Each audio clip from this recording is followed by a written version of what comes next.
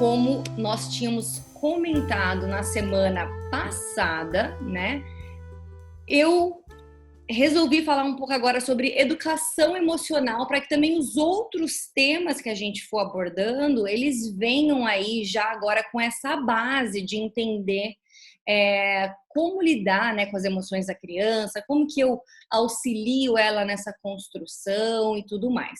Então, como eu falei para vocês lá no nosso grupo do WhatsApp, eu dividi esse tema em 2 encontros. Porque é bem distinto aí a questão da educação emocional voltada para a primeira infância e daí voltada para a segunda infância e adolescência a gente deixa para o próximo encontro que vai abordar algumas coisas diferentes. Então, se eu não tenho filhos adolescentes no momento, eu não preciso assistir? É sempre bom a gente se preparando, porque todos eles vão chegar, vão passar por essa fase aí da segunda infância e da adolescência, e quanto mais preparados, mais munidos nós estamos aí com essas informações, melhor a gente enfrenta e passa por elas, tá bom? Então vamos lá. O desenvolvimento integral da criança, ele é geralmente definido através das mudanças pelas quais as crianças passam, né, em todas as suas dimensões, como pessoa, física, cognitiva, emocional, social, né, e que as preparam aí para uma vida plena e autônoma. E é esse o nosso objetivo aqui, é transmitir, é passar não só a ajuda, o acolhimento, o amor para as mães, mas também informações para dar ferramentas para vocês escolherem o que é melhor para cada criança que você tem, o que encaixa dentro da sua família. Então eu não estou aqui desse lado para te dizer que você deve fazer assim ou assado.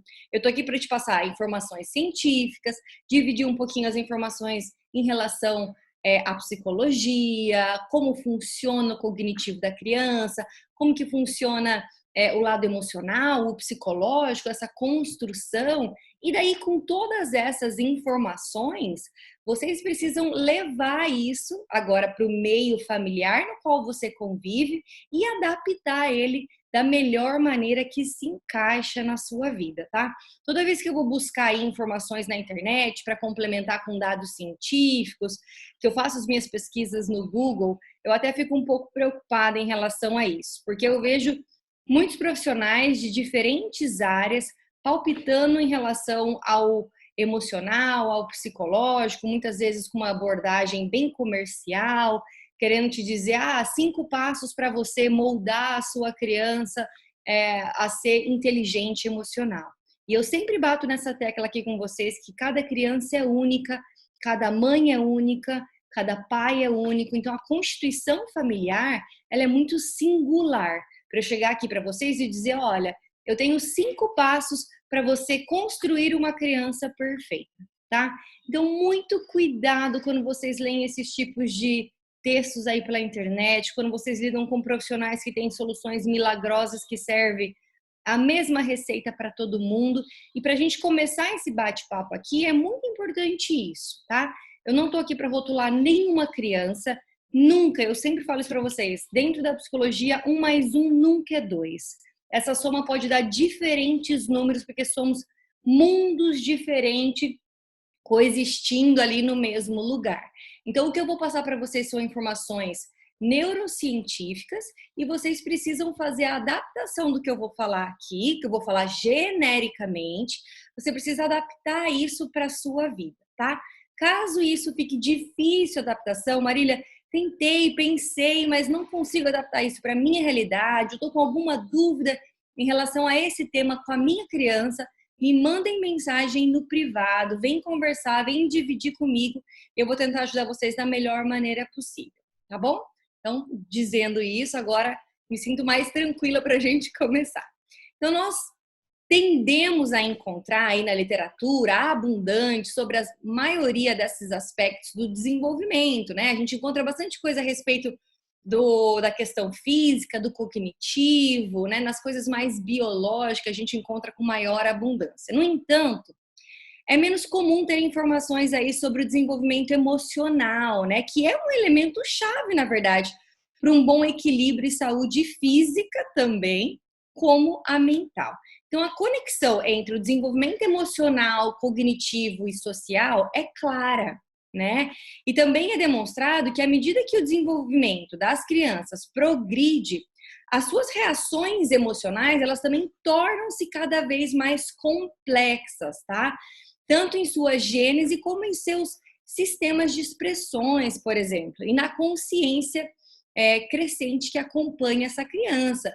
Então, no começo, a criança também expressa poucas emoções, né? Ela expressa o choro, né? As expressões faciais, mas conforme ela vai crescendo, ela passa a gritar, ela passa a morder, ela passa a jogar as coisas, né? Então, esse desenvolvimento emocional, assim como o desenvolvimento físico, o desenvolvimento cognitivo, ele vai passando por transformações. No começo, a criança tem poucas ferramentas, né, para expressar esses sentimentos, mas com o passar do tempo e com a nossa ajuda, ela vai desenvolvendo ferramentas, maneiras, habilidades de expressar essas emoções, tá? Então, falar sobre o desenvolvimento emocional das crianças é, com certeza, considerar o desenvolvimento emocional dos pais, né?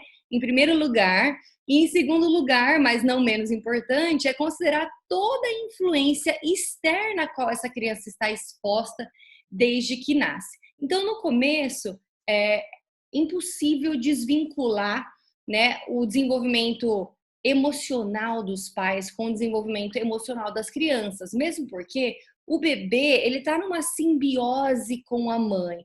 Por isso que a gente fala também que durante a gravidez, né, o que a mulher sente, a criança sente em partes também aquilo, né? Porque nós, ao sentirmos determinadas emoções, produzimos diferentes tipos de hormônio. Quando estamos alegres, em euforia, em tristeza, em raiva, a gente produz diferentes tipos de hormônio. E isso afeta em partes, é claro que nós temos uma placenta que filtra, mas hoje já a ciência comprova que em partes a criança é afetada. Então ela pode acabar tendo um desenvolvimento não tão satisfatório dentro do útero da mãe, pode nascer uma criança com baixo peso, com um tamanho menor do que o que é esperado para aquela idade gestacional, ela pode nascer um bebê mais agitado, um bebê mais ansioso. Então, tem sim ligação direta os sentimentos dos pais com o sentimento, né, com as emoções da criança. E isso não só quando a mulher está grávida, né, quando ela está gestante, mas depois também, né? Uma mãe que é super insegura, um pai que aí tem uma carga, por exemplo, emocional vinda do seu próprio pai, algo que não foi tão prazeroso, que ele não tem uma boa memória afetiva, e ele acaba passando pela hostilidade para a criança. Então, a criança, nesse momento, ela não tem um filtro no qual ela consiga perceber, essa emoção não é minha, essa emoção é do que pertence ao meu pai, eu não vou deixar isso me afetar, né? Até nós, adultos, temos essas dificuldades. A criança pequena, né, ela é uma esponja, ela absorve aí quase na sua totalidade as emoções dos pais. Por isso que a gente, psicólogos que são perinatal e parental, trabalham muito a emoção dos pais, porque a gente sabe o quanto isso reflete diretamente nas emoções das crianças. Então, muitas vezes, uma criança que não dorme bem à noite, uma criança bem inquieta, né? Os ciclos de sono são super curtos. Muitas vezes, isso é uma ansiedade, por exemplo, pode ser diferentes fatores, tá? Não é uma regra. Mas pode ser uma ansiedade, por exemplo, da mãe, né? Um medo de perder aquela criança, daquela criança morrer, medo dela não dar conta, medo de tantas coisas que essa ansiedade é absorvida pela criança e ela é a válvula de escape, ela é a evasão do sentimento das mães, tá? Então, muitas vezes, quando a gente trabalha dentro da terapia, a mãe, o pai, né? Em relação aí ao desenvolvimento infantil, a gente vê que você não precisa tratar o bebê, né? Que ele é um reflexo e ele acaba já manifestando aí mudanças quando a gente trata a mãe ou o pai, tá? Então, o desenvolvimento emocional ou afetivo, ele se refere ao processo pelo qual a criança constrói a sua identidade, autoestima, segurança, autoconfiança. e a confiança no mundo ao seu redor também, né? Através das interações aí que ela estabelece com todos à sua volta, né? Reconhecendo-se como uma pessoa é única e distinta. Então, é muito importante para a saúde emocional dos nossos filhos que nós saibamos diferenciar o que é nosso do que é dele. E muitas vezes a gente coloca nas costas dessas crianças a responsabilidade pela maneira como eu me sinto. Então, por exemplo, tudo que você faz me deixa irritado, ou quando você faz isso, eu fico triste. Quando você não come, a mamãe fica triste. Então, quer dizer, a criança entende que o comportamento dela é responsável pelas emoções dos pais.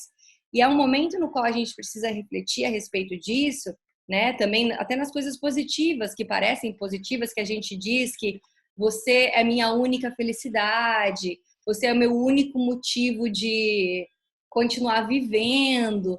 Então a gente tem que tomar muito cuidado como a gente expressa os nossos sentimentos para as crianças, para que elas não sejam e se sintam as responsáveis pelas emoções do adulto, né? Cada um de nós somos responsáveis em nos fazermos felizes, né? Não cabe ao meu marido, à minha amiga, à minha mãe me fazer feliz. É uma responsabilidade minha. É claro que a pessoa que está ao meu redor, ela colabora para minha felicidade. Ela vem somar para minha felicidade. Mas o que está ali dentro do enquadramento saudável de me fazer realizada, de me fazer feliz, isso cabe a mim. E o outro, ele vem só somar, né, essa minha felicidade, mas ele não é responsável por isso, tá? Então, através desse processo, a criança consegue distinguir emoções, identificá-las, gerenciá-las, expressá-las e controlá-las.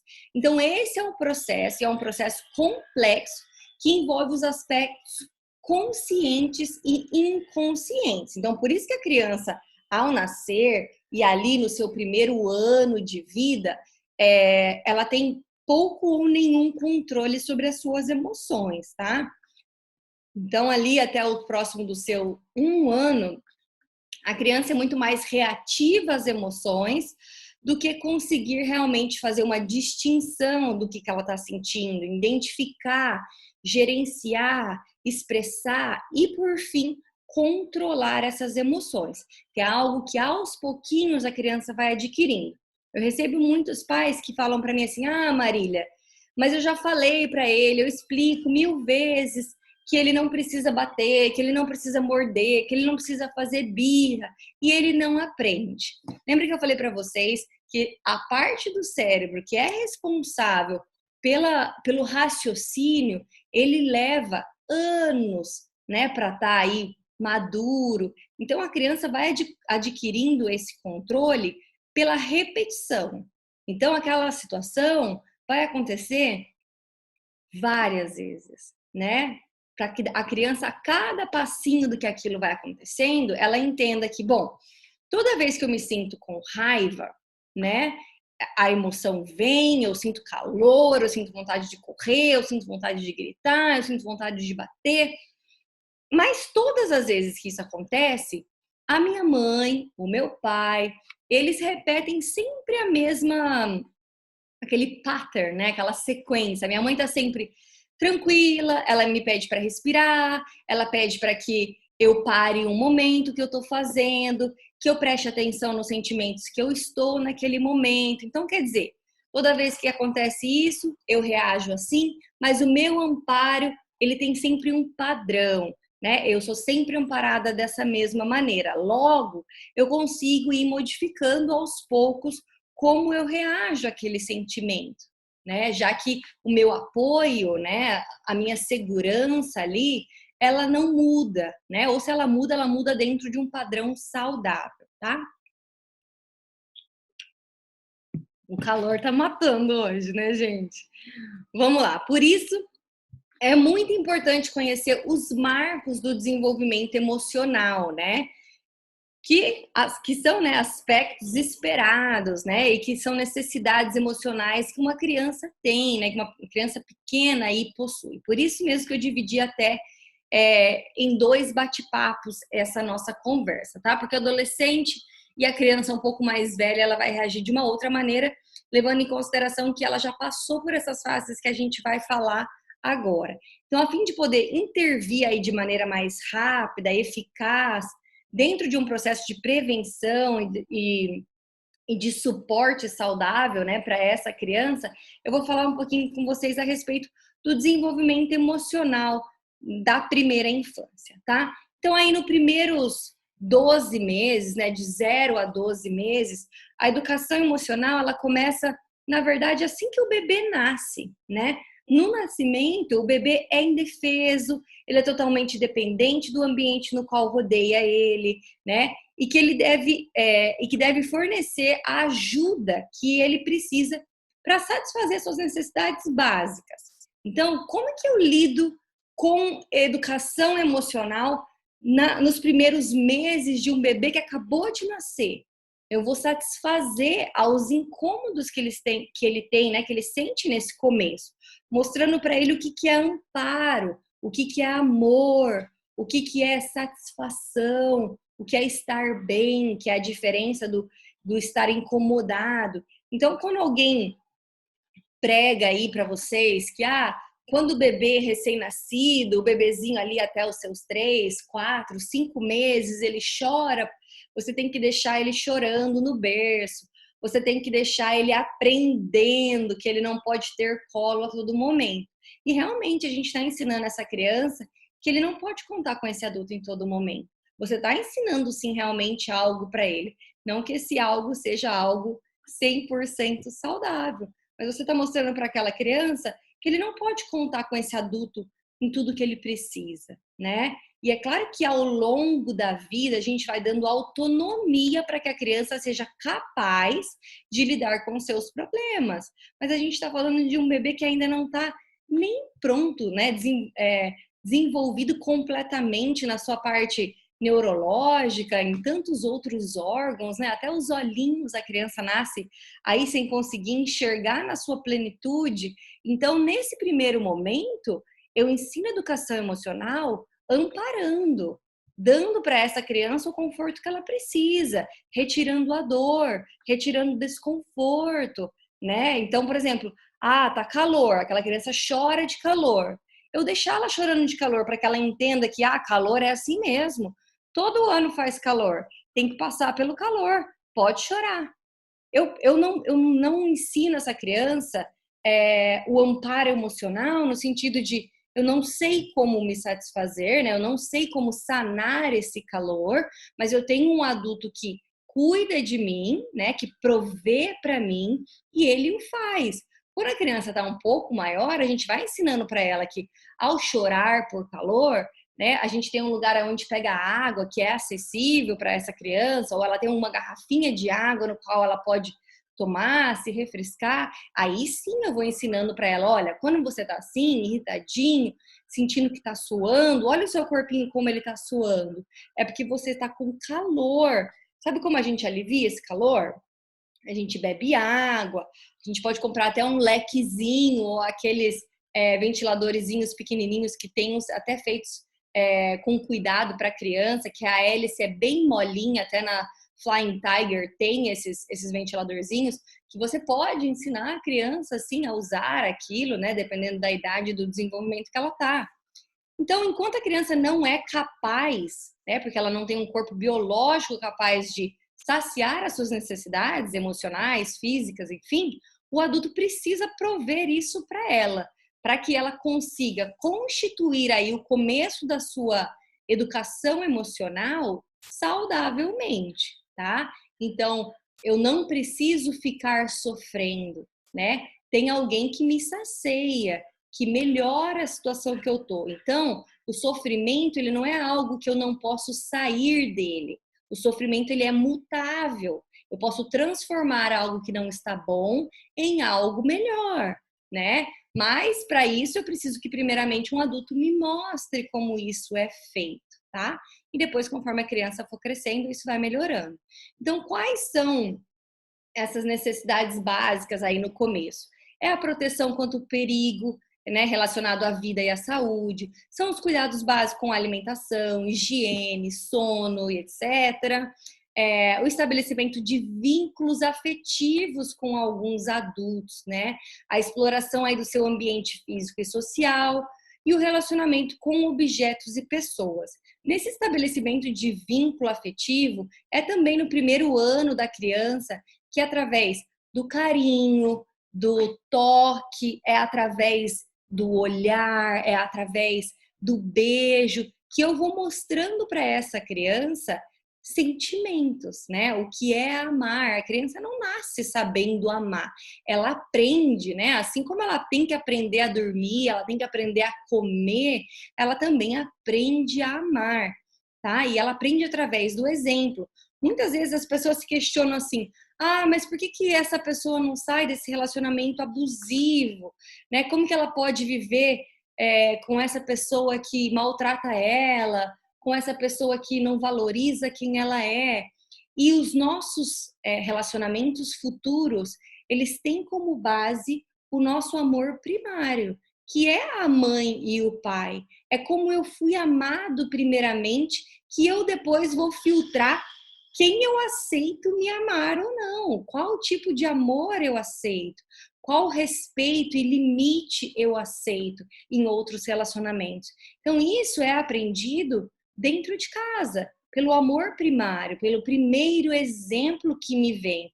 Então, se essa criança, por exemplo, vive dentro de casa um amor dos pais por ela, no qual ela só é aceita se ela usa os lacinhos que a mãe quer que ela coloque. Então, ela tira o lacinho, a mãe coloca, ela tira, a mãe coloca, e a mãe começa a falar para ela: ah, que feia sem lacinho, tem que pôr o lacinho, fica tão linda assim. Aí a criança coloca e a mãe fala: ai, ai, como eu tô feliz, ficou tão linda com esse lacinho. Então, quer dizer, eu não sou amada na minha singularidade, né? Eu preciso corresponder a uma expectativa, eu preciso estar vestida de uma certa maneira, eu preciso me comportar da maneira em que essa pessoa me ame, né? Eu não sou amada sendo simplesmente quem eu sou, ou eu não posso experimentar ser outra, ter outras personalidades, experimentar gostos novos. Eu tenho que seguir um padrão, senão eu não sou amada. Então a gente tem que tomar muito cuidado com como a gente vai moldando aí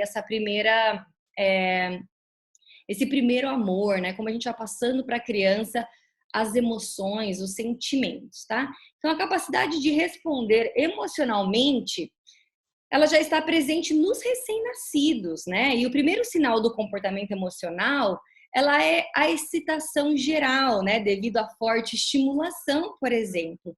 Então, quando você começa, um dos exemplos mais básicos é quando o bebê está chorando e outra pessoa pega e ele não para, e quando a mãe pega, ele para, né? É a primeira identificação que a criança tem, né? É a mãe, é o cheiro, é o batimento cardíaco dela, é a voz dela, porque é tudo que aquela criança conhece até então, no primeiro mês aí de vida. E quando ela manifesta que no colo da mãe ela para de chorar, ela tá te manifestando uma emoção, né? A emoção de confiança. Nessa voz, nesse cheiro, nesse batimento cardíaco, eu confio, porque é um lugar aonde eu conheço, aonde eu pertenço. Então você vai percebendo que o recém-nascido ele é capaz, sim, de ter esses primeiros sinais. É claro que esses sinais ainda são muito rústicos, né? Mas a criança já tem essa interação com o pai, com o seio. Às vezes você traz a criança próximo, o bebezinho próximo ao seio, e ao sentir o cheiro ali do seio da mãe, ela já manifesta uma certa ansiedade para aquele seio, né? De o barulhinho da boquinha dela de querer aquele seio, né? Demonstra que ela já é capaz, sim, de interagir, mostrando, demonstrando as emoções dela, tá? Mas, no entanto, ao nascer, a criança ela não apresenta respostas bem definidas, né? Que possam ser identificadas. Então, as suas reações, elas sugerem respostas simples, como prazer e desprazer. Então, estímulos como uma mudança de posição do bebê, por exemplo, ele pode gerar estímulos desagradáveis, né? Acarretando aí na criança gritar, chorar. Então, já as respostas agradáveis, elas são aparentes quando o bebê está mamando. Quando a criança, por exemplo, termina uma longa e boa mamada, que ela solta do seio e ela abre aquela boquinha de que delícia aquilo, né? Então a criança tem sim os seus as suas expressões em relação às suas emoções, tá? Nesse primeiro ano de vida também. Eu já recebi aqui a mensagenzinha do nosso tempo, tá? A gente ainda tem mais 10 minutinhos, mas só para vocês saberem. Então, eu vou dar uma pincelada aqui. Nos primeiros 3 meses, né, as reações emocionais da criança, né, quando o bebê se sente bem ou mal, elas são exageradas nesses primeiros meses. Então, o choro é intenso, né? O sorriso, o choro, o barulho que a criança faz é intenso. Então, a princípio, o choro, a gritaria, ela é uma descarga emocional, por isso que ela é tão alta, tão, né, a manifestação é tão ampla, né? Porque é uma descarga emocional. Então, são elementos de comunicação intencional, né? Pois ele percebe que os gritos dele proporcionam aí a satisfação das suas necessidades. Quando ele grita, quando ele chora, a mãe vem, o pai vem, ele é atendido. Mas mais tarde, né, ele incorporará os gestos e depois as palavras. Então, no começo, até quando a criança está aprendendo como que eu posso manifestar esse incômodo que eu tô. Então, digamos que a criança tá com dorzinha ali na barriga. Ela começa a sentir uma dorzinha levinha dela. O rostinho vai fazendo umas expressões, ela vai vendo que a coisa não tá legal. E daí, como começa a pegar aquela dor, aquele desconforto, essa descarga emocional, ela vem a princípio muito intenso. Porque a criança também não entende, né? Para ela é o fim do mundo, aquela dor é uma novidade, traz um medo. Então a criança manifesta com fortes emoções aquilo, né? Mas com o passar do tempo, ela vai entendendo que ela pode manifestar por outros meios, por gestos, por palavras, por desenhos, através do brincar, enfim, vai ganhando-se novas formas, tá? A raiva e o desgosto, elas aparecem ali por volta dos 5, 6 meses, tá? Respondendo cada vez mais às expressões e tons de voz. Então, já que depois de 10 semanas, os bebês eles conseguem distinguir as expressões de alegria, tristeza e raiva, assim como a capacidade de imitá-las. Então, até no comecinho, quando você faz acompanhamento de desenvolvimento infantil, eu trabalho bastante isso com os pais, porque o que ensinar a um bebê tão pequenininho? E a gente não para pensar que até as nossas expressões faciais, elas são aprendidas. Então, uma das atividades é você ficar de frente com o bebê e fazer expressões faciais de espanto, né, de triste, e de ir mostrando para crianças diferentes expressões, porque até isso vai ser depois uma ferramenta para que ela consiga se manifestar. Tanto é que quantos de nós, quando a mãe olhava de um jeito, a gente sabia que a coisa não estava muito boa para o nosso lado. A gente aprende a ler também as emoções através das expressões faciais. Então, se você tem um bebê, né? É assim que a gente começa ensinando para eles, dando para eles mais ferramentas para lidarem com as próprias emoções. Então, o primeiro passo é demonstrar o amor primário de maneira mais saudável possível. É acalentar, é satisfazer o que a criança tem necessidade, é demonstrar que ela está segura, que ela é acolhida, que ela é desejada naquela família. O segundo passo, conforme ela vai se desenvolvendo, é mostrar expressões faciais diferentes. Então, quando eu estou feliz, de olhar bem para o rosto daquela criança, de sorrir, né? Olhando para ela, mostrando para ela que ela é enxergada também, né? Ela é vista por aquela família. Infelizmente, o celular tem ocupado um espaço muito grande, né? Dentro do nosso olhar. E muitas vezes a gente amamenta no celular. A gente vai brincar com os nossos filhos e está no celular. A gente está cozinhando com eles e está no celular. Então, é muito importante esse olhar, o ser visto, os olhos nos olhos, ele representa muito a educação emocional, tá? E daí ensinando para ela caretas, ensinando barulhos. Já quando eu tô brava, eu faço assim e faço porque eu estou brava. Ó, como que faz cara e barulho de brava? Entendeu? Então a gente vai passando para a criança, por exemplo, que quando ela tá brava, ela não precisa morder, ela não precisa beliscar, ela pode fazer cara e som de brava e manifestar aquele sentimento de uma maneira mais saudável, tá? Por volta ali dos 7 meses, o bebê ele reage ao desconhecido com certa tensão e medo.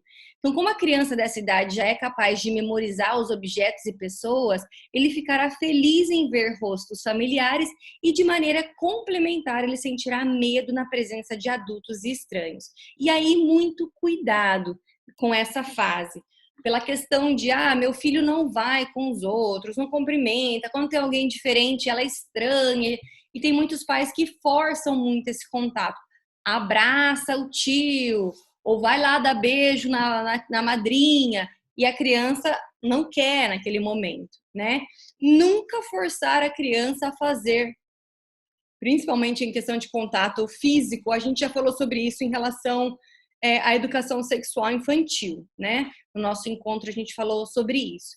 Mas, falando agora sobre educação emocional, é importante a gente não forçar as crianças a fala para Dinda ou fala para a avó como você ama ela. A gente pode sugerir, sim. Mas se a criança não quiser falar, é importante que a gente não force ela a fazer isso, tá? Para que ela entenda que as emoções que ela sente, os sentimentos delas por outras pessoas, cabe a ela escolher, tá? Se ela gosta ou não gosta, se ela está segura ou não para estar se relacionando com aquela pessoa, para que a gente não vá criando padrões aí de relacionamentos no qual, quando eu chego na minha adolescência, na minha vida adulta, eu me submeto a qualquer tipo de relacionamento, porque na minha infância eu aprendi que o que eu sinto pela outra pessoa não é válido, tá?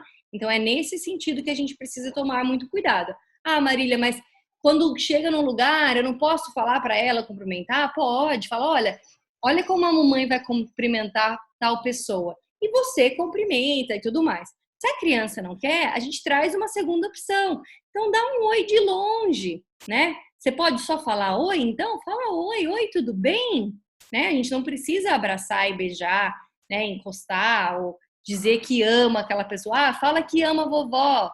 Fala que ama a vovó. E às vezes a criança não quer falar, né? E tudo bem, se naquele momento não é o sentimento que ela quer expressar naquele momento, a gente precisa respeitar isso para que o nosso cérebro, né, o cérebro da criança, né, não vá criando esses padrões de que tanto faz o que eu sinto pela outra pessoa, eu ainda assim tenho que corresponder. E aí a gente acaba se boicotando em muitos relacionamentos, colocando o outro acima de todo sentimento que a gente tem.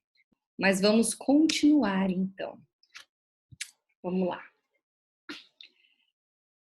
Então a gente estava falando ali, né, do desenvolvimento infantil, aonde a criança começa a estranhar, né, os rostos que ela não conhece, e a gente estava falando sobre a gente não forçar a criança a manifestar as emoções ou a cumprimentar, fazer algo que naquele momento ela não sente preparada para fazer, tá? Então, portanto, esse medo e essa ansiedade, né, que as crianças manifestam aí com a separação temporária, ela geralmente é da mãe, né, ou do adulto que estabelece esse vínculo aí afetivo básico da criança, são dois dos principais problemas emocionais que as crianças enfrentam quando tem aí entre 7 e 10 meses. Então, é um dos principais conflitos emocionais de um bebê, tá? É a idade em que eles já percebem essa separação, que eles entendem que eles são um ser separado daqueles pais, portanto, eles podem perder esses pais, né? Essa mãe pode ir embora e abandonar. Então, essa ansiedade de separação, ela será mais ou menos pronunciada dependendo do conhecimento que a criança tenha da pessoa que cuida dela, né? E, acima de tudo, da qualidade do vínculo que ela estabelece com essa pessoa, tá? Então, ali a criança agora, por cerca dos seus 8 meses, ela começa a ter um certo senso de humor, né? Elas fazem palhaçadas na presença de adultos por diversão, ela quer causar o riso no outro, ela quer provocar a alegria no outro também. Então, olha como ela vai evoluindo, são 8 meses, né? Olha o tanto que ela evolui aí de uma criança que mal correspondia, que era pouco, né, essa interação, essa demonstração de sentimentos, e em 8 meses, olha onde ela chega, né? Então, as crianças chegam a fazer gestos, até crianças, tem algumas crianças que conseguem imitar a gargalhada só para ver o outro, né, o adulto rindo junto com ela. Então, tudo isso, ela pode parecer trivial, mas ser reconhecido como um interlocutor é fundamental no processo constitutivo da pessoa, né? Ela entender que ao fazer alguma coisa, o adulto reage positivamente ou tem uma reação em relação ao que ela oferece também. Então a criança começa a entender o que é interagir com o outro. O que eu faço provoca uma emoção no adulto que está comigo, né? Então as crianças elas necessitam não somente de serem cuidadas em suas necessidades primárias, né, de alimentos e tudo mais, mas elas também precisam da aprovação dos demais por meio do riso e do humor. Então você vai percebendo que ao entrar aí no 8º mês em diante, a criança vai pedindo por essa aprovação. Até tem momentos do desenvolvimento no qual você fala para a criança que ela não pode e ela vai tentar fazer e ela está te olhando assim para ver se é realmente isso. Será que não pode mesmo? E se eu fazer assim? E se eu der um sorrisinho? Será que mesmo que eu não der um sorrisinho não pode? Né? Será que mesmo se eu fizer sem eles olharem não pode? A criança vai testando, na verdade, vários formatos. E essa necessidade de aprovação, ela começa a surgir aí nesse momento. Então, olha como é importante a gente ter essa estruturação, né? Porque crianças que não têm esse senso de aprovação, de eu não sou aprovado pela minha família, querido pela minha família, muitas vezes vai construindo aí um psiquismo e na vida adulta, adolescente, adulta, onde isso mais vai refletir, ela acaba tendo relações não saudáveis com outras pessoas, tá? Então, após aí os 9 meses, a criança ela expressa com facilidade a alegria, nojo, raiva, né? E ela percebe se as pessoas estão felizes ou zangadas com ela. Ela começa a ter essa primeira percepção, né? Do que o que eu faço tem uma reação no outro. A pessoa reage de formas diferentes de mim. Então, quando ela completa 1 ano, ela captura a informação de que o adulto oferece, percebe se deve ou não abordar um estranho, tá? Então, diante de um objeto que chama a sua atenção, ela olhará para a pessoa, né, que cuida, para saber se ela pode ou não se aproximar, né? Uma expressão de medo, né, por parte do adulto, ou a falta de expressividade, inibe a exploração dessa criança. Então, muitas vezes, o nosso olhar, né, de adulto, ele aprova ou reprova muito mais essa criança. Às vezes a gente não precisa dizer nada. Às vezes o fato que eu olho para o meu filho já diz muito sobre ela ser aprovada ou reprovada no meu olhar, né? Tanto é que eu falei para vocês, quantos de nós já tivemos um olhar da nossa mãe no qual ela não precisou dizer nada, a gente entendeu que, opa, não podia ir ali, ou não podia fazer aquilo, ou ela não estava feliz comigo. Da mesma maneira, a gente tem que usar das nossas expressões emocionais para passar para os nossos filhos que eles são aceitos, né? Que eles são pertencentes, que eu estou ali apoiando, estimulando, acolhendo a necessidade dele naquele momento.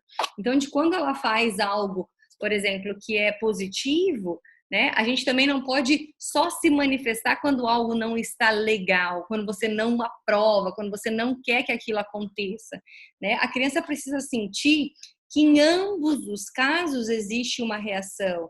Então, para que ela perceba assim, quando eu faço algo que a minha mãe não gosta, ela fecha a cara, ela fala algumas coisas, ela tem um comportamento X ou Y, mas quando eu também faço algo que agrada, eu também recebo uma reação.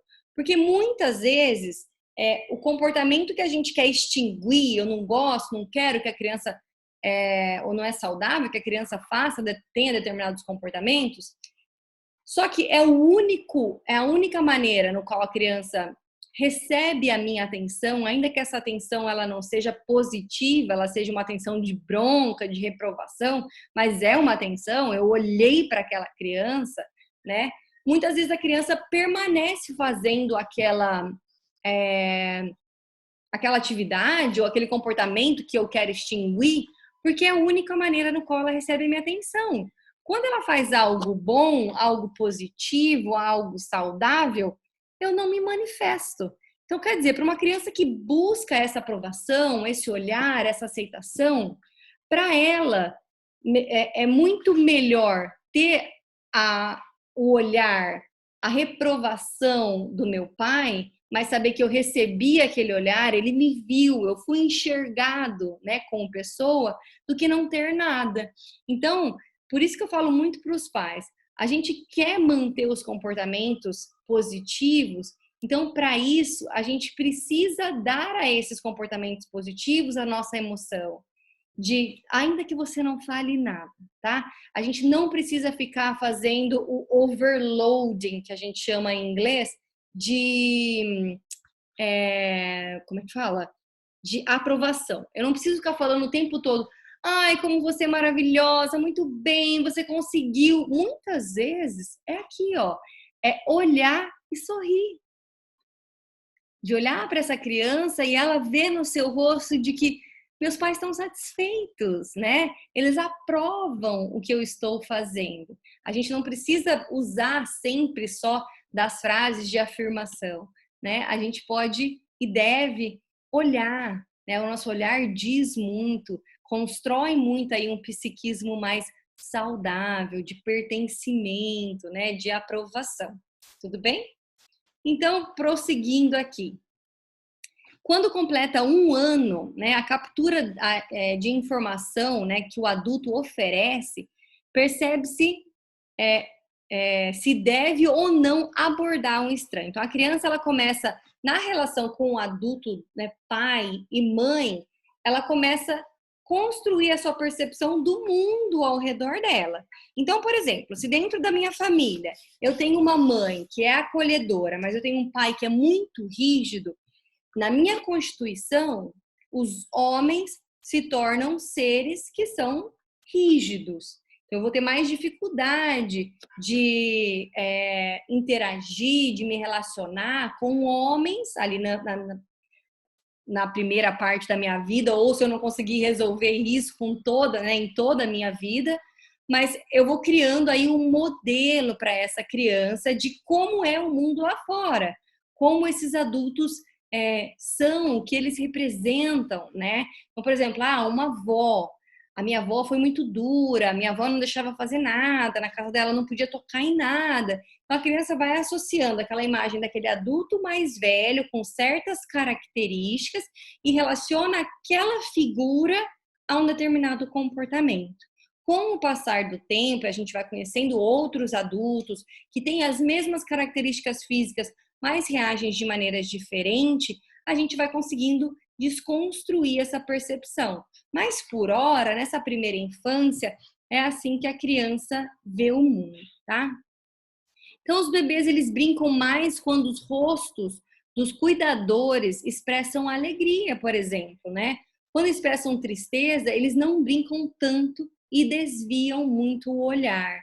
Então, tem muitas crianças que não conseguem manter esse olhar, né? Se conectar através do olhar, porque não recebem isso de casa. Então, por isso que eu estava reafirmando para vocês, falando da importância da gente dar a atenção para a criança naquilo que ela faz de bom, de saudável, para que ela não precise chamar esse nosso olhar através de coisas que nos desagradam, tá? Então, as emoções das crianças, elas vão mudando, né? E elas vão se diversificando, vai abrindo leque aí de quantidade de emoções e maneiras de expressar cada uma delas, né? Assim como a expressão corporal vai mudando, porque a criança também vai ganhando aí tônus, tensão muscular, ela vai ganhando mais controle, então ela vai manifestando de maneiras diferentes. Então a linguagem do corpo, ela será a primeira forma de expressão da criança. Então as suas necessidades, sejam físicas ou psicológicas, elas devem ser abordadas enquanto se cuida do relacionamento afetivo com a criança, o acariciar, o falar gentilmente, a maneira com que eu falo com essa criança, não só das palavras que eu escolho, que são sim muito importantes, mas um bebê muito pequeno, é que nem eu já expliquei para vocês, ele não entende muito do que a gente fala, né? Para eles é muito blá blá blá, mas ele entende a entonação de quando eu falo mais pausado, com mais calma, com mais amor, quando eu faço vozinha para aquela criança, ela entende muito mais esse contexto da linguagem do que as palavras em si, né? E a maneira no qual ela vai aprendendo a também expressar as suas emoções. O adulto é o espelho, é o exemplo para ela em tudo, na verdade, né? Mas agora que a gente está falando especificamente de emoção. Então, a criança ela vai aprender através do que você faz. Se quando você está nervosa com o seu marido, por exemplo, ou você está nervosa com a sua mãe que mora com você, você tem a reação de gritar, de bater porta, de bater objetos, fazer barulho. A criança vai aprendendo que quando a minha mãe está emocionalmente passando por um desequilíbrio, a reação dela é essa. Então, logo, quando eu passo pela situação parecida, que me lembra aquelas emoções, a criança vai usar do que ela sabe. Ela não vai inventar sozinha, né? Mesmo porque essa parte do cérebro aí que usa da criatividade, ela ainda está em desenvolvimento. Então, a criança às vezes pega um pouquinho de um exemplo que ela viu aqui, um pouquinho de um exemplo que ela viu ali, e ela vai construindo a sua forma de expressão. Por isso que, para pais que usam telas, tá? Que deixam a criança assistir vídeos no YouTube, ou desenhos, ou até filminhos, muito cuidado em relação com o que a sua criança assiste, porque também é da onde ela tira os seus exemplos de como reagir emocionalmente, né? Muitas vezes ela vê no desenho que ao estar nervoso, aquele personagem tá com uma bomba em todas as coisas, explode todas as coisas.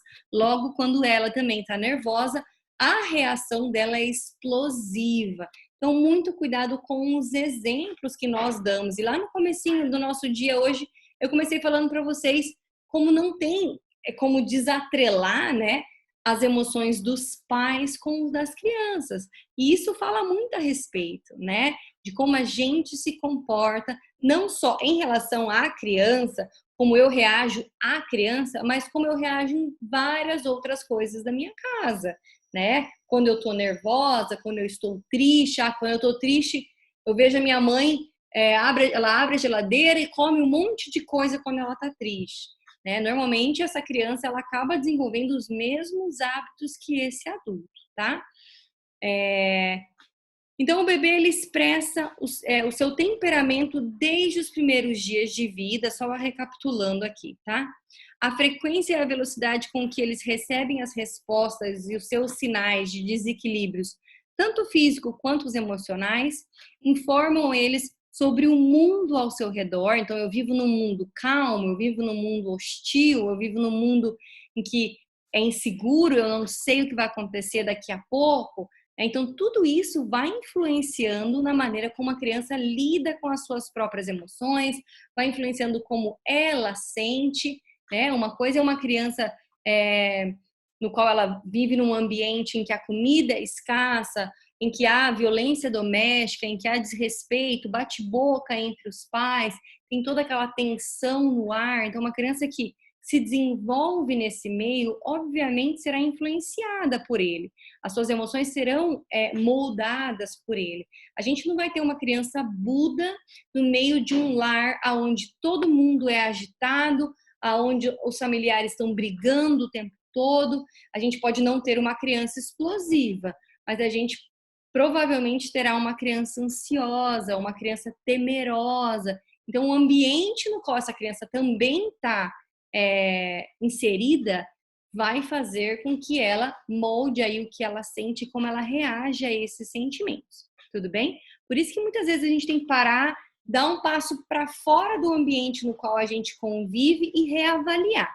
Porque às vezes a nossa vida é tão corrida, e a gente não percebe a velocidade frenética que a gente está e se pergunta por que a criança é tão agitada, tá?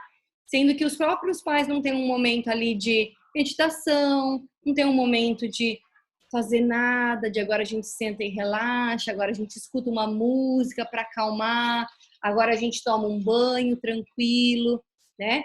Se a criança não tem isso inserido dentro do contexto no qual ela se desenvolve, ela dificilmente conseguirá fazer isso por conta própria, tá? Então, o bebê ele é muito sensível ao estado emocional do cuidador dele, né? Como ele é alimentado, como ele é pego, o tipo de diálogo que é estabelecido com ele, todas as interações que modelam essa criança. Então, muitas vezes, a maneira no qual eu cato essa criança para dar essa mamadeira, né, fala muito para a criança do meu sentimento. Então, por isso que eu estou falando para vocês. A gente precisa revisar as nossas próprias emoções, como nós, como cuidadores, desempenhamos todo esse cuidado com essa criança, porque ela absorve nos pequenos detalhes, tá? Ah, Marília, mas se eu estiver passando por uma coisa que me deixou muito nervosa, e eu não tenho como não lidar com essa criança, eu tô estressada, tá acontecendo diferentes outras coisas em outras áreas e eu tô passando por um momento de instabilidade. E isso acontece, poxa vida, somos todos humanos, não é porque somos adultos que também não somos abalados pelos nossos emocionais, né? Somos abalados pelos nossos emocionais. Então a gente vai, ainda que essa criança é pequena, eu vou dizer para ela que, olha, hoje a mamãe tá triste, hoje a mamãe tá nervosa, então por isso que a mamãe tá reagindo assim. Vamos tentar, você pode brincar um pouquinho aqui sozinho, ó, eu vou montar isso aqui para você brincar, e a mamãe vai tirar um minutinho ali fora, na sacada, vai tomar uma água aqui quietinha, você vai ficar com o papai 5 minutos para a mamãe conseguir respirar, conseguir aliviar o que ela está sentindo, e já já eu volto para lidar com você. Mas a gente precisa verbalizar para a criança que eu estou passando por um momento difícil, e eu não estou dando conta, eu preciso que algumas coisas se ajustem para que eu consiga me equilibrar novamente, em vez de descontar na criança que não entende ainda o que é emoções, quais são os tipos de emoções, né? E ela não consegue fazer essa correlação de o que minha mãe está sentindo não tem nesse momento nada a ver comigo, é algo externo, né? A criança, ela absorve como se fosse com ela mesma, tá? Então agora a criança um pouquinho mais velha aí, no seu 1 ano e meio, 2 anos. Nesse estágio, a criança ela começa a demonstrar o amor, né? Então é beijo, é abraço. Eles não são feitos para esperar enquanto ele explora aí as sensações agradáveis que o contato físico traz. A criança começa a fazer isso porque lhe agrada, beijar, abraçar, tá junto, pele com pele. Ela já começa a ter um cognitivo que processa isso de uma maneira melhor, tá? Então, mostrar carinho não é só uma resposta ao adulto. Ele gosta de ser elogiado, aplaudido. Então, portanto, ele repete cada movimento ou ação que recebam essas respostas carinhosas do adulto.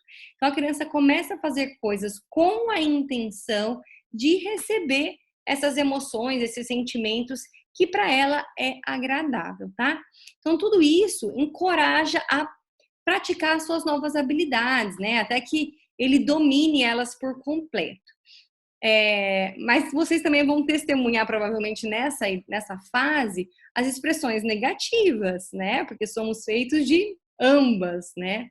Então, ao se tornar teimoso, resistente, a criança também nessa idade, ela exige a atenção exclusiva e lançam, por exemplo, objetos, né? até com uma certa violência, né, que ela tem na mão para chamar atenção, para demonstrar raiva. E conforme a criança não é ouvida nessa necessidade, ela intensifica o comportamento, tá? Então ela começa só jogando uma coisa, aquilo não surge efeito, ela joga com mais força, ela quebra, ela grita. Então, quanto mais a gente ignora as necessidades básicas emocionais da criança, mais ela vai aumentar o barulho para que ela seja ouvida, tá? Então, a partir aí dos seus 15 meses, o ciúmes pode começar a aparecer. Então, nessa idade, o narcisismo, ele é forte, né? Acompanhado aí por novos sentimentos, como ansiedade, os ciúmes, como eu falei, a autoconfiança, o orgulho, frustração, aparece aí por volta do seu 1 ano e meio. Então, com essas emoções também surge a capacidade da criança de expressá-la de maneira mais sutil e indireta. Eu até passei para vocês alguns livros e o livro do Monstro de Cores, que inclusive tem várias línguas esse livro, ele vai ensinar para crianças de diferentes idades, tá? A gente pode adaptar essa atividade para diferentes idades, para que ela consiga manifestar como ela está se sentindo naquele momento.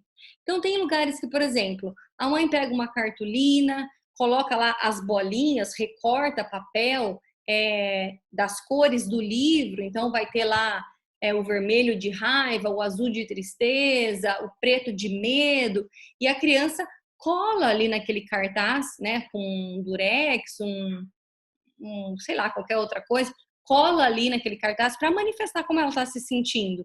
Ou ela tem a jarra de sentimento e ela tem bolinhas de várias cores. Então, ela consegue colocar lá naquela jarra como ela está se sentindo. Então, estou me sentindo amada hoje, eu pego a bolinha cor-de-rosa e jogo lá dentro. É como eu me sinto, hoje eu estou amada. E a família pode até fazer essas jarras, por exemplo, ou esses cartazes, ou até mesmo você pintar um papel, né? A criança vem e pinta. Hoje eu estou me sentindo um pouco vermelho, que é raiva, e um pouco azul, que é tristeza. E eu vou colocar na geladeira. E todas as pessoas da família podem fazer isso, para que a criança também entenda que, opa, a minha mãe hoje está um pouquinho triste. Então, eu também vou ter essa empatia com o sentimento do próximo, né? Então, a criança provavelmente vai se solidarizar de vir dar um abraço, um beijo. E a gente vai mostrando para a criança que não é só ela que tem sentimentos. Todo mundo tem. E eles mudam para todo mundo, né? A gente não está todos os dias bem. Cada dia a gente se sente de uma forma diferente. Então, conforme eles vão crescendo, a gente vai ensinando eles a identificar esses sentimentos. E ainda que no começo a criança vá ler um livro desse e ela não entenda que ela vai colocar lá vermelho e ela não está com raiva, ela está super tranquila hoje. É importante a gente sempre trazendo a informação em doses homeopáticas para que ela entre em contato com o nome, nomear aquela emoção, simbolizar com uma cor, que você pode usar a cor que você quiser. Se você quiser fazer uma outra cartela de cores aí na sua casa, você pode fazer isso para mostrar para ela, enquanto ela não consegue verbalizar, né, para que ela consiga demonstrar através das cores como ela se sente, através de um desenho. E muitas vezes dentro da terapia infantil mesmo é utilizado o desenho para que ela consiga colocar os sentimentos para fora, né? Para que ela consiga pintar ali naquele papel, rabiscar aquelas cores que ela está ali dentro guardando, ela consiga expressar aquilo de alguma maneira e sentir um pouco mais esse alívio, tá? Então, uma forma aí de satisfazer as necessidades emocionais da criança é demonstrar afeto físico, tá? Então, abraçando, tocando, beijando, sempre que possível. Então, ela reconhece nesse afeto e vai aprender a demonstrar os sentimentos da mesma maneira, tá? Então, os comportamentos que eu demonstrar para essa criança, ela vai demonstrar de volta. Seja ela os bons ou os ruins, tá? Normalmente as crianças vão sim, por exemplo, ter uma fase no qual ela morde, no qual ela bate. Mas isso está muito atrelado ao uso desse movimento. Então, eu tenho dentes. Para que serve esse dente? Será que eu posso morder o braço do outro? como que funciona quando eu mordo o braço da outra pessoa? É muito mais no começo por curiosidade do que na intenção de vou machucar a outra pessoa, tá? A criança explora o seu corpo físico tentando entender para que serve esses dentes que agora estão aqui na minha boca, né? O que eu posso e o que eu não posso fazer com esses dentes agora que nasceram aqui. Mas se essa criança recebe uma palmada na mão toda vez que algo que ela faz que ela não é aprovada fazendo aquilo, ela recebe uma palmada, ela vai aprendendo que quando alguém faz algo que ela não quer, o que ela precisa fazer? Dar a mesma palmada, já que é assim que é manifestado para mim, tá? Então vamos lá, agora aí os seus 19 até os seus 24 meses, nessa fase a situação emocional, elas podem ser difíceis de controlar, porque o desejo de independência e autonomia da criança entra em conflito com as suas características atuais, tá? De dependência. Então essa situação ambígua, ela causa, né, gera aí um grande conflito e frustração na criança. Então, ali quando ela entra nos seus 2 anos, a criança passa por uma frustração diária, né? Porque esse desejo dela de independência e autonomia não anda tão em harmonia com o que o corpo dela é capaz de fazer.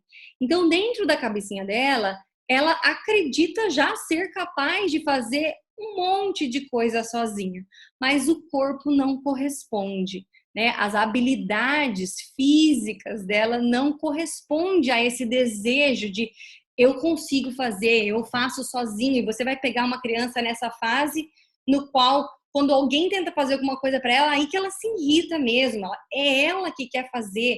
Quando você tira ela do chão, ela não quer ficar no colo. Afinal de contas, ela aprendeu a andar, ela que quer se levar para os lugares, né? Então, ela começa a viver um dos seus maiores conflitos até então na vida, né? Que é esse conflito dessa ambiguidade aí de dependência e independência. Então, nessa fase do desenvolvimento, ela é marcada por um forte egocentrismo da criança. Então, se a criança quer alguma coisa, deve ser para já, né? E na sua mente, as pessoas ao seu redor só existem para agradá-las e responder a essas demandas. Então, nesse momento, ela passa a ser menos carinhosa e mais aventureira do que ela era antes. Então, ela nem sempre quer ser mimada, né?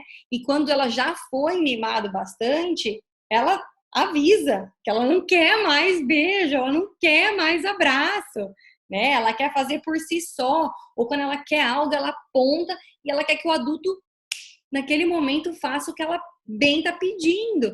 Porque dentro da constituição da cabecinha dela, é como foi até agora, né? Até agora eu chorei de fome, a comida apareceu. Até agora eu demonstrei desconforto, me satisfizeram. Então, até agora, a criança aprendeu que basta eu falar que eu preciso de algo e eu sou atendida.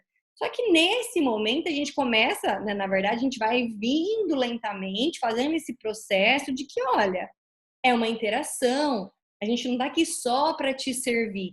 Nós somos uma família, uma sociedade, a gente não é único e exclusivo nesse mundo, nós somos o centro, né?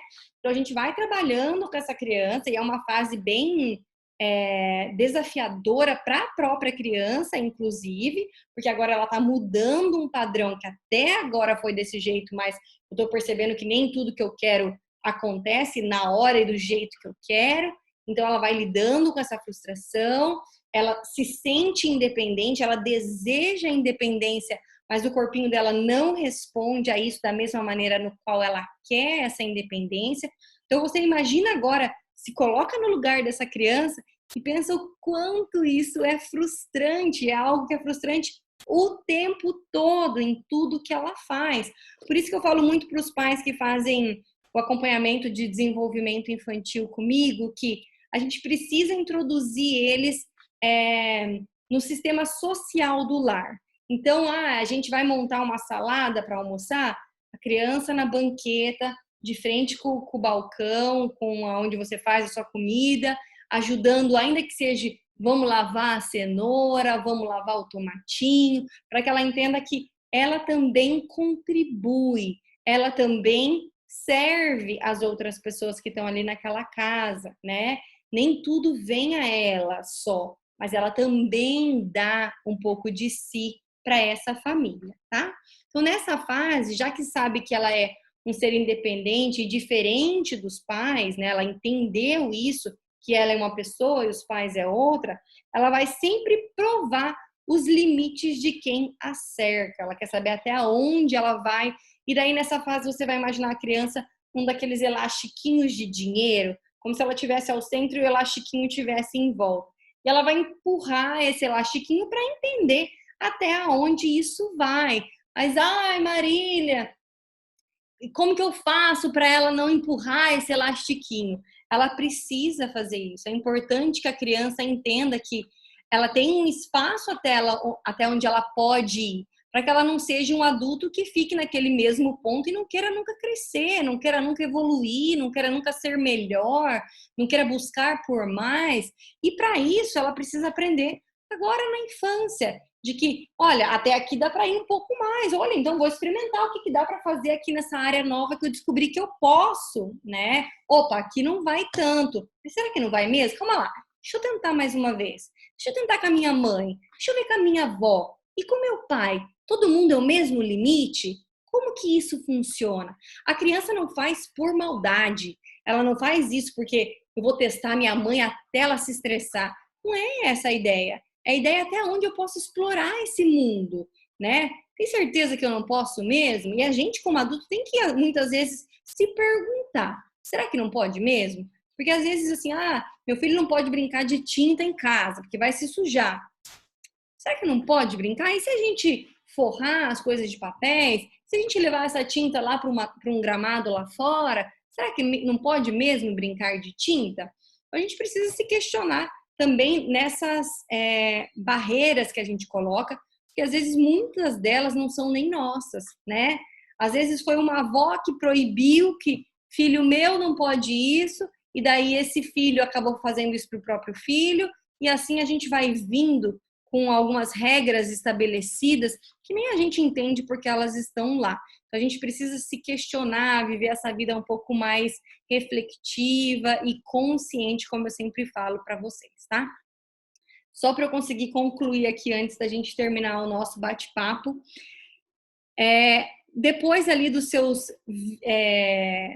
passou, né, dos seus 2 anos, ali entre os seus 2 e 3 anos, é importante entender que as crianças dessa idade, elas agridem de forma involuntária. Então, quando elas estão frustradas ou não conseguem ou o que elas querem, né, sem a intenção de magoar, embora às vezes elas usem estratégias que são erradas, tá? Então, a gente precisa desvincular que a criança faz de propósito, na intenção de ferir o outro, né? Ela faz na intenção de testar realmente o que eu posso fazer nessa vida, nesse mundo no qual eu pertenço, o que é permitido para mim.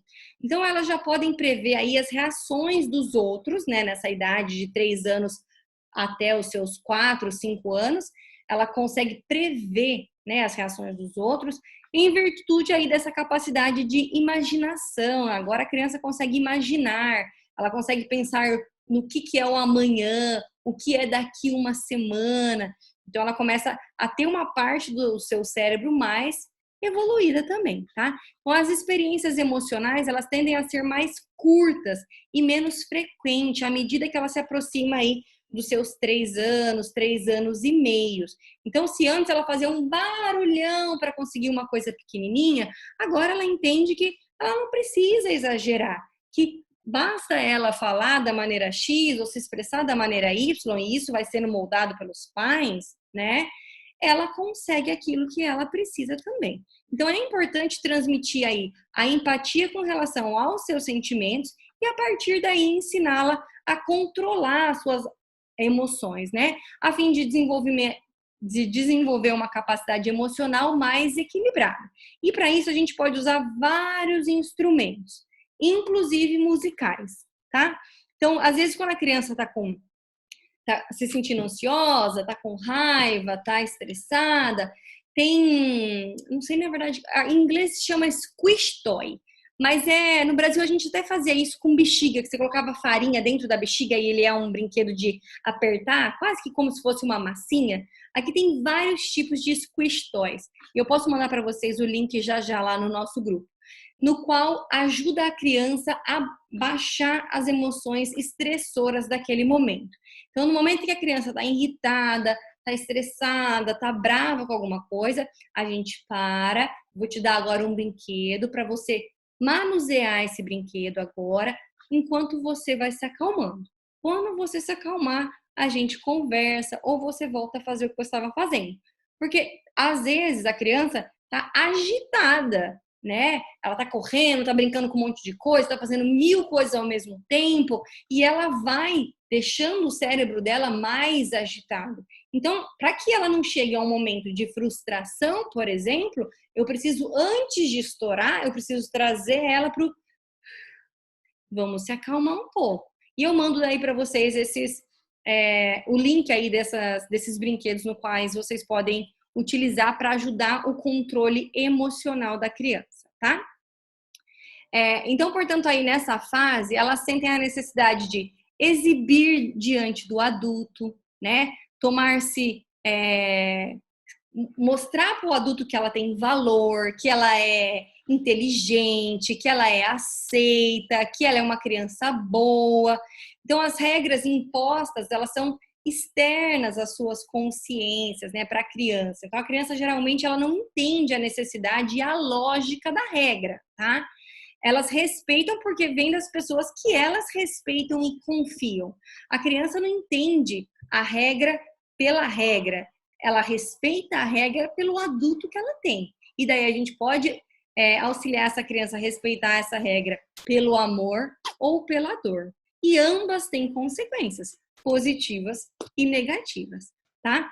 Então elas começam também a aprender a esconder os seus sentimentos em certas circunstâncias, mas de forma mais